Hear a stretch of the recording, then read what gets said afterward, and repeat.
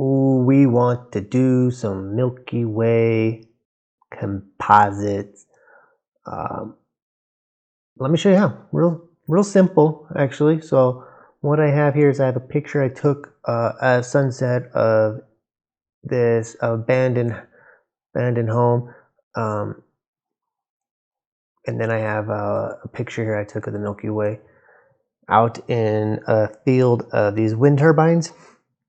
The Milky Way picture, I used a star tracker, and that's why the turbines are kind of blurry, because I used a star guide and ran a long exposure to get a good high quality image of the Milky Way.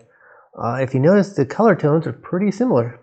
So we have the purplish grays and so on, and they kind of match the house in the foreground here. And then also the image is kind of taken around the same angle, so we have the low foreground here, the horizon, it's kind of low right here.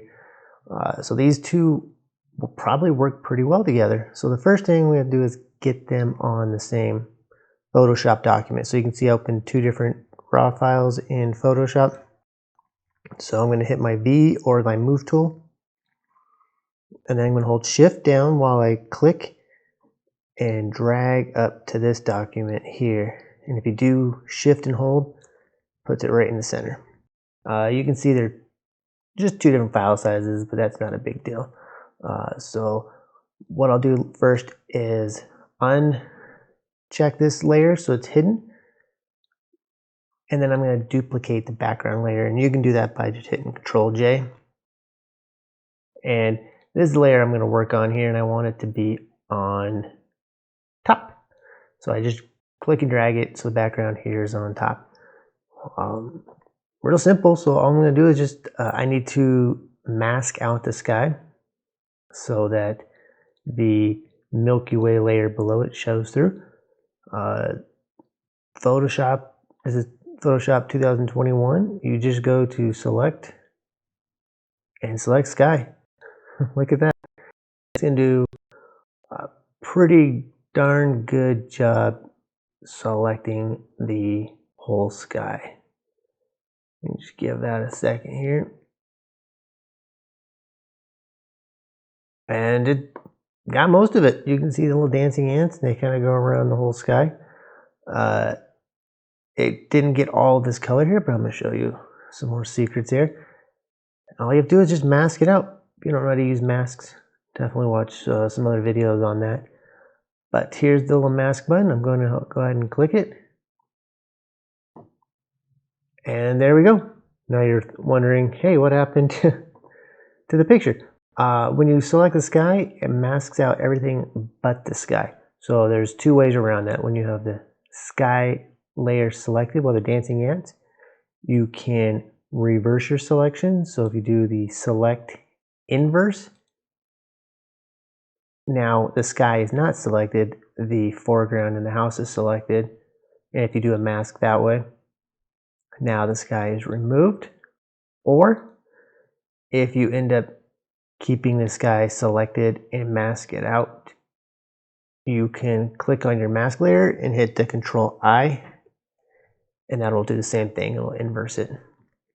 Now you can see if we zoom in around these trees, we still have some of that glow from the sunset, and we want to get rid of those. Now, using a paintbrush, trying to paint in or mask out that is kind of a pain. So what you do is select your layer again, not the mask layer, but the actual image layer. Go up to select and go down to color range, and then zoom in. So you, from this window, you hit the control key and plus, and that'll zoom in. And then if you hold your space bar down, it turns into a hand, so you can kind of move your image around. And what we want to do is select these little colors. So you see I have an eyedropper, and this little guy right here will show what you have selected. So black is not selected, white is selected. I like to add this other eyedropper right here. It's a little plus eyedropper.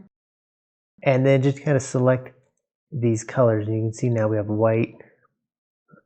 And then I'm adding this guy. just poke around on different shades of it because you want to select as much as you can. So just selecting. Oops, not selecting. Okay.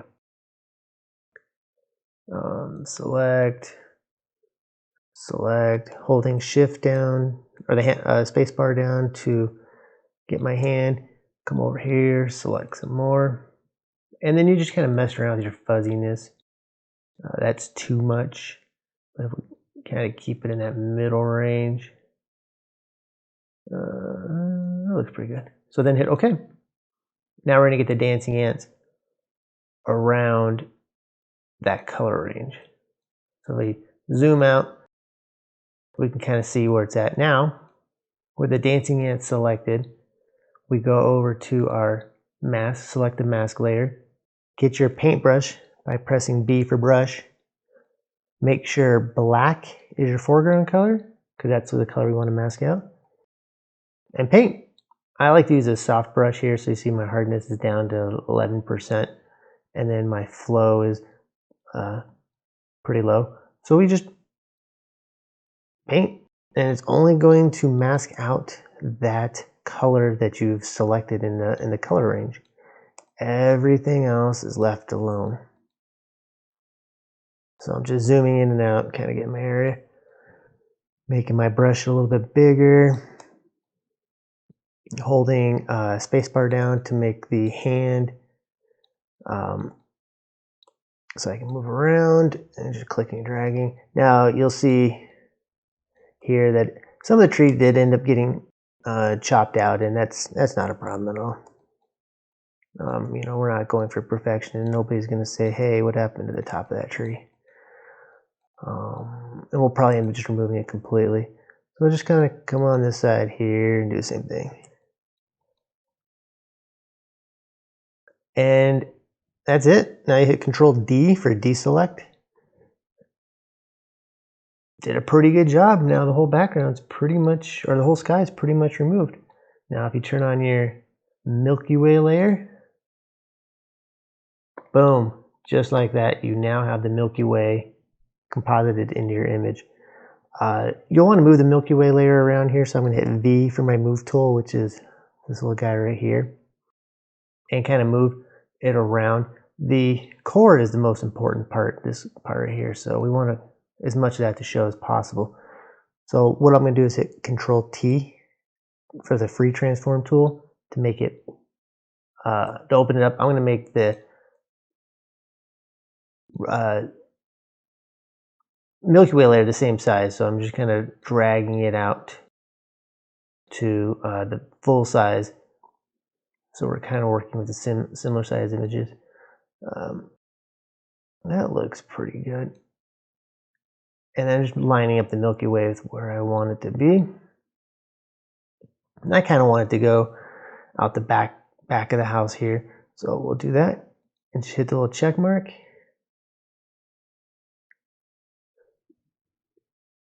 And I'm actually going to close this layer so I don't need it anymore. And that looks pretty good.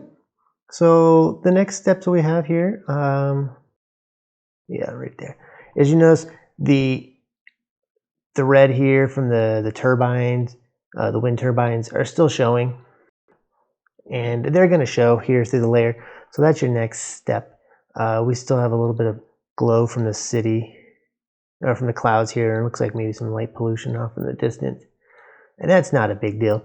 And nobody's going to put together these really aren't meant to be together images, but what we're going to do is remove the red from these turbines. That's pretty easy to do. You could remove the power lines too. I think I'm going to leave them because it kind of sells the image a little bit more. So what we'll want to do is, first I'm going to crop it.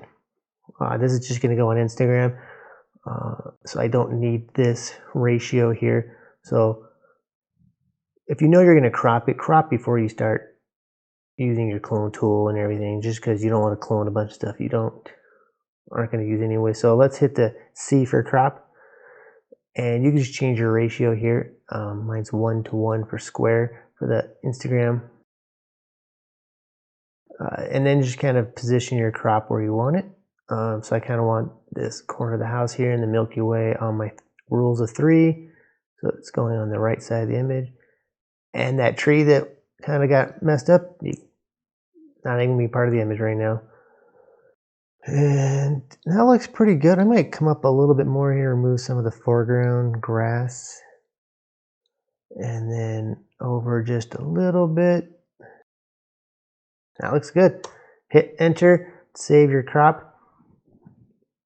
And I'm going to zoom in right about there. So let's go ahead and remove some of these background here, this the red here, and then we're going to remove the orange glow inside this window. So uncheck your top layer and then click the plus sign down here for a new layer. I like to name my clone layer, so I'll name it clone. And let's start with this guy right here. So the first thing I like to do is hit J for my heal brush. So if you go over here, it's the spot healing tool, and J will analyze everything you highlight with the surrounding pixels and pretty much remove it. You might have to go over it 1 or 2 times.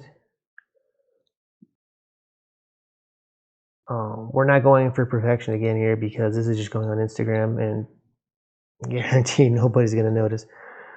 So J again over here just to get rid of this guy here, this guy here.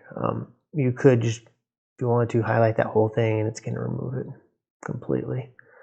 Just like that. So if you layer on, or layer off, layer on. Now if we turn our top layer on, yeah, you can't even tell it was there. So if we do this guy here again, yeah. So let's get rid of this guy here. And again, we only have to get rid of the top part here. So we're just going to make sure we have the clone layer selected, hit J, and just do a broad. This one might be a little bit more difficult because there's a lot more red glow. But let's see what it does. Oh, it did pretty good. Next thing I'm going to do is actually hit S for clone stamp. And then if you hold Alt key down for the clone stamp and just sample the sky right here. So I click on that and we're just going to use that sky here to kind of remove.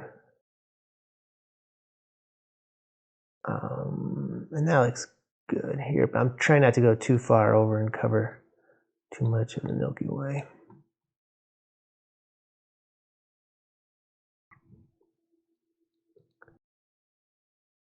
That looks all right. So let's hit J here and then just kind of clean this little area up right here. And that should blend it nicely. Right, a little bit of the power line in, that's fine. So get rid of that, get rid of that, get rid of that.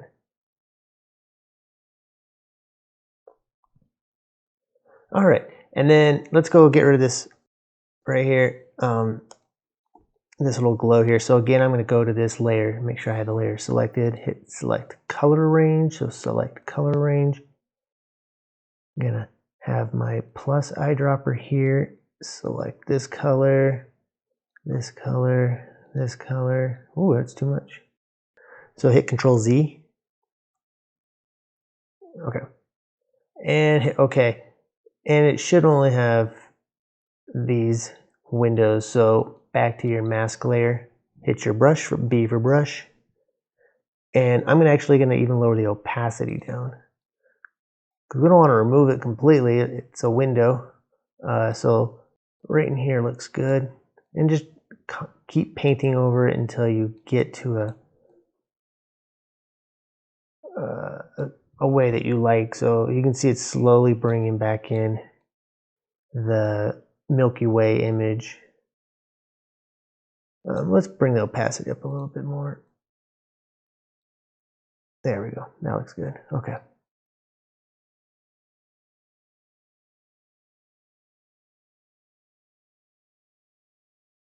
I'm going to actually hit Control D to deselect, and that looks pretty good. I'm going to come in here real quick here.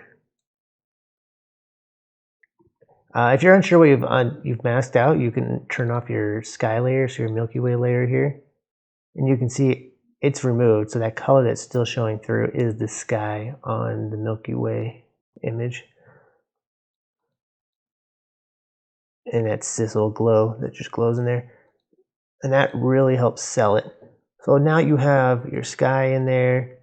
The color hue of the sky matches the dullness, grayness of the foreground too, but you really have to put it together by doing an extra layer of curves, levels, maybe a photo filter. So if you add like a photo filter in this little guy right here, go to photo filters, maybe add a warming one or a cooling one. I always add a photo filter on any composite just so it pulls it all together.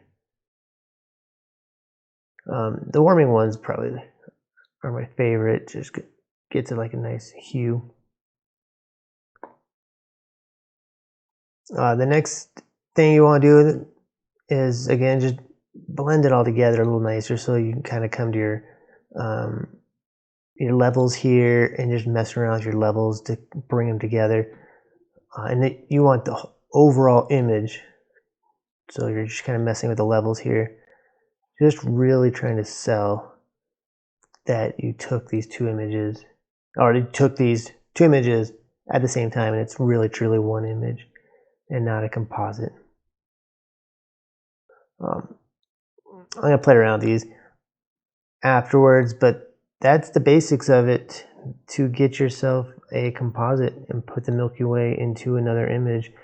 Just make sure you choose an image that was very close to dusk, so it matches a little bit better with the lighter colors and the muted colors, and an image that was taken around the same angle, so you can see we had the same horizon, pretty close, and then you just mask them together and you're all set. And then you export it and put it on Instagram and pretend that you took that picture as one. If you have any questions, hit me up in the comments.